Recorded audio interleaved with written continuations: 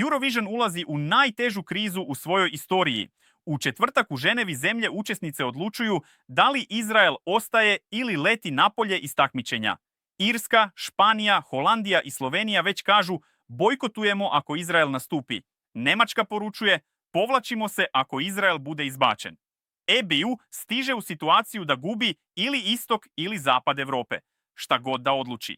Sve je eskaliralo posle protesta i pokušaja napada na izraelskog predstavnika u Bazelu, ali i optužbi da je izraelska vlada plaćenim kampanjama naduvala glasove publike. EBU je uveo nova pravila. Manje glasova po osobi, strože kontrole i zabranu agresivnih državnih kampanja. Ali mnogima to nije dovoljno.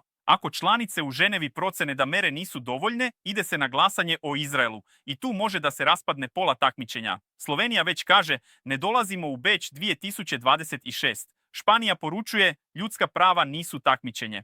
Izrael odgovara sve radimo po pravilima. Ovo je tačka pucanja. Takmičenje koje je zamišljeno kao apolitično danas je politički bojno polje. I šta god EBU odluči, posljedice će se osjećati godinama.